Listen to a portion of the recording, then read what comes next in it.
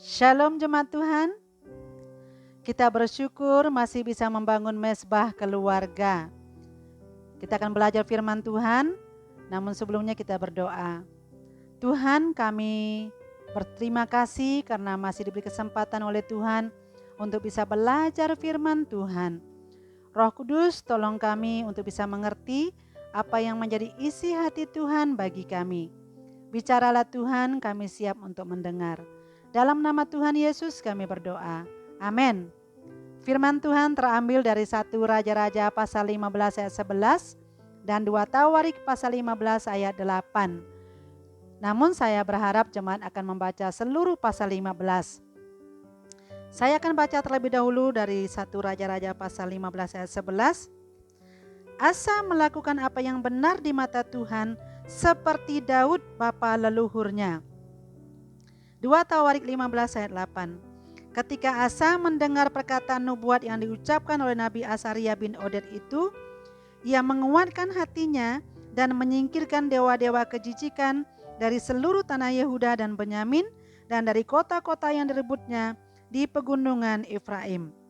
Ia membaharui mezbah Tuhan yang ada di depan balai bait suci Tuhan. Firman Tuhan dengan tema hidup yang berdampak. Kita akan belajar dari seorang Asa. Asa memberikan 2 teladan kepada kita yang harus kita ikuti supaya hidup kita memberi dampak bagi orang-orang di sekitar kita. Teladan yang pertama adalah memilih hidup benar. 1 Raja-Raja pasal 15 ayat 11 tadi berkata kepada kita bahwa Asa melakukan apa yang benar di mata Tuhan seperti Daud bapa leluhurnya. Pertanyaan bagi kita, kenapa tidak dikatakan seperti Abiam ayahnya? Padahal kan Abiam ayahnya juga seorang raja. Tetapi Abiam ini hidup melakukan kejahatan di hadapan Tuhan. Dia hidup dalam dosa penyembahan berhala. Nah, Asa berbeda. Dia tidak seperti ayahnya. Dia memilih untuk hidup benar di hadapan Tuhan. Ini mengajarkan kepada kita bahwa hidup benar itu adalah sebuah pilihan. Kita bisa saja berada di lingkungan yang tidak benar. Kita mungkin hidup di keluarga yang tidak mengasihi Tuhan. Atau kita mungkin bekerja di sebuah komunitas yang biasa bagi mereka kalau melakukan dosa. Mungkin kita tinggal di tengah-tengah masyarakat yang hidupnya tidak benar di hadapan Tuhan. Tetapi kita bisa berkeputusan untuk tampil beda. Kita bisa berkeputusan untuk tetap hidup benar di hadapan Tuhan. Hidup benar artinya melakukan hal-hal yang berkenan di hati Tuhan. Melakukan hal-hal yang menyenangkan hati Tuhan, yang sesuai dengan firman Tuhan. Jemaat Tuhan mungkin pernah makan lauk ikan laut. Ya. Ikan laut hidup di laut yang asin. Tetapi ikan laut itu tidak asin kalau kita tidak kasih garam. Kenapa demikian? Karena ikan laut tidak dipengaruhi oleh lingkungannya. Begitu juga dengan kita seharusnya sebagai orang percaya. Kita tinggal di tengah-tengah lingkungan yang mungkin tidak mengenal Tuhan, yang tidak mencintai Tuhan, yang tidak peduli dengan kegiatan-kegiatan rohani, tidak peduli dengan ibadah, tidak peduli dengan pekerjaan Tuhan, dengan pelayanan. Tetapi kita bisa tampil beda. Kita bisa memilih untuk hidup benar di hadapan Tuhan. Kita bisa tetap berkeputusan untuk menyenangkan hati Tuhan meskipun lingkungan kita tidak berkenan di hadapan Tuhan. Itu teladan yang pertama, memilih untuk hidup benar. Yang kedua, teladan yang kedua, terbuka terhadap nasihat yang membangun. Banyak catatan Alkitab tentang Asa, hal-hal yang baik, hal-hal yang positif tentang hidupnya, karena dia mau mendengar nasihat yang datang kepadanya, nasihat yang diberikan kepadanya, nasihat yang membangun tentunya. Kalau kita baca dari 2 Tawarik pasal 15, kita melihat di situ ada seorang nabi Tuhan yang bernama Asaria, diutus oleh Tuhan untuk datang kepada Asa untuk menyampaikan nasihat kepadanya. Apa nasihat yang disampaikan Asaria kepada Asa? Kalau kita perhatikan nasihat yang pertama adalah supaya mencari Tuhan dengan sungguh-sungguh.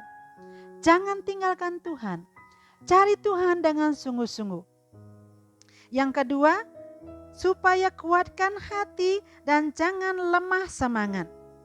Asa melakukan seperti yang diberikan kepadanya oleh Asaria. Dia melakukan nasihat yang disampaikan kepadanya dengan sungguh-sungguh. Asa mencari Tuhan dan menguatkan hatinya dengan sungguh-sungguh.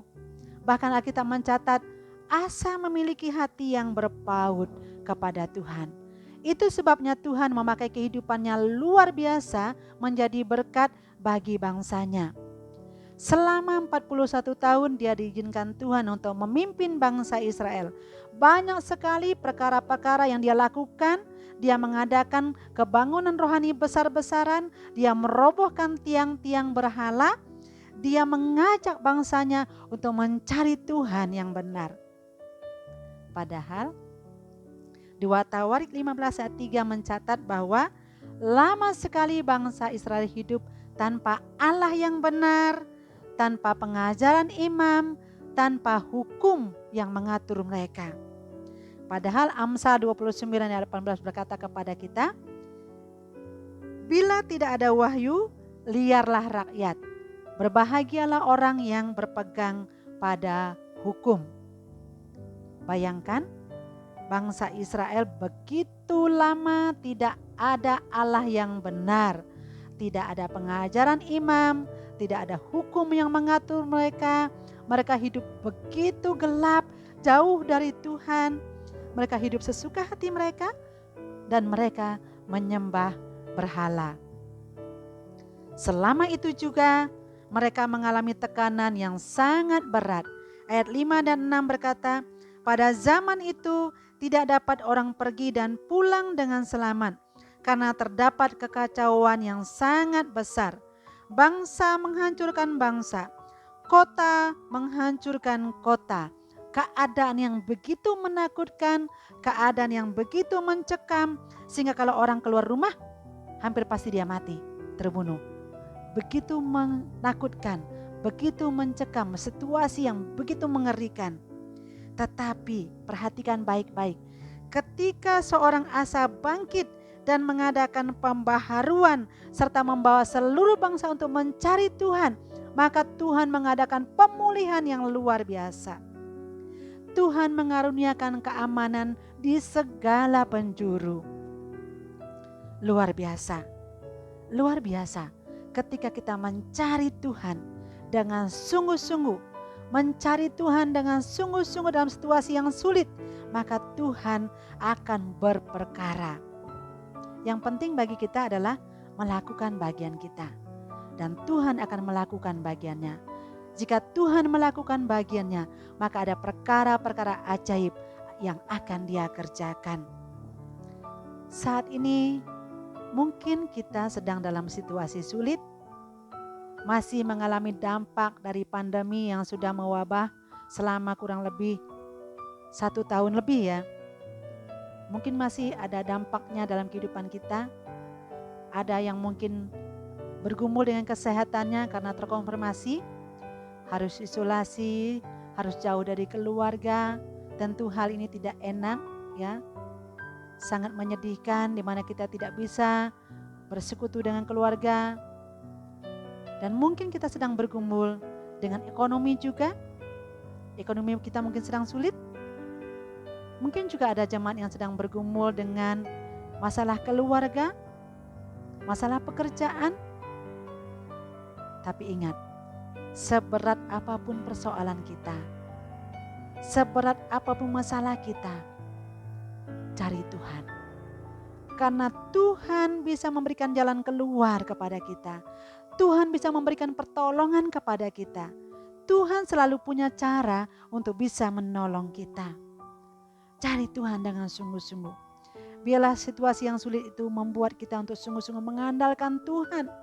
Kita berkata kepada Tuhan, Tuhan aku capek, aku sudah tidak kuat dengan keadaanku, aku butuh Engkau. Aku tahu Engkau mampu menolong aku. Aku tahu di dalam Tuhan selalu ada jalan keluar. Jangan malah jauh daripada Tuhan. Bapak, Ibu, dan saudaraku yang dikasihi oleh Tuhan, terbukalah terhadap nasihat yang membangun. Nasihat yang membangun itu bisa kita dapatkan ketika kita beribadah. Firman Tuhan disampaikan oleh hamba-hamba Tuhan. Itu nasihat yang membangun, yang menguatkan kita. Nasihat yang membangun juga kita bisa dapatkan dari pasangan kita. Suami kita, istri kita bisa dipakai Tuhan untuk membangun hidup kita. Jadikan pasangan kita sebagai rekan sekerja untuk membangun kita. Nasihat juga bisa kita dapatkan dari sahabat kita, dari mentor rohani kita, bahkan dari anak kita. Terbukalah terhadap nasihat yang membangun supaya hidup kita bisa memberi dampak. Baik, hari ini kita sudah belajar 2 teladan dari seorang Asa, memilih hidup benar dan terbuka terhadap nasihat yang membangun. Amin. Mari kita berdoa. Tuhan, terima kasih untuk firman-Mu. Roh Kudus meteraikan firman dalam kehidupan kami. Dalam nama Tuhan Yesus kami berdoa. Amin. Shalom, Tuhan memberkati.